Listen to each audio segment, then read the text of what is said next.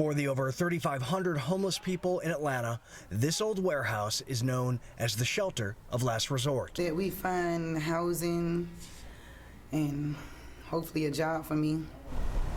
That's the hope for Laura Wheaton, who has lived with her 4 children at Atlanta's largest, the PEACHTREE-PINE shelter, for over a month.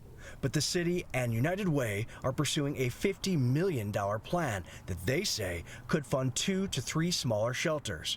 Plans to slowly close the doors starting at the end of August have many residents of the shelter scared.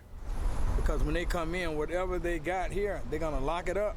As far as numbers, they won't let anybody else be assessed to be processed to go into a permanent housing or either another shelter. So those are the people I'm concerned about. The shuttering of shelters is happening nationwide as people move back into urban developments.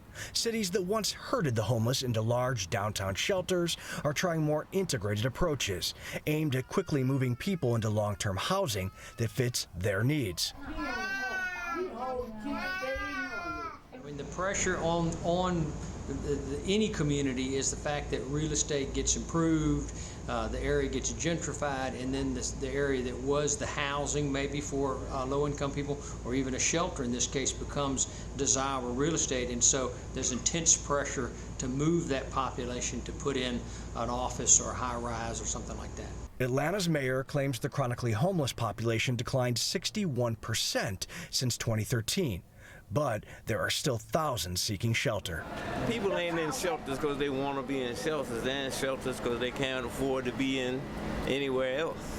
The city of Atlanta says 500 chronically homeless people and 300 homeless families in the PEACHTREE-PINE shelter will be humanely relocated. That's the claim of the business community in the United Way, that they will meet the needs of the people in this facility.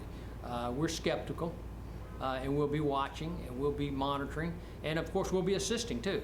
Laura Wheaton is also skeptical. Her kids need a school and a permanent roof over their heads. They saying housing supposed to come for us and made it seem like it was going to be immediately, but it don't look like nothing is moving as quick as they said it would. So once we out of here, we got to figure out where we're going to go.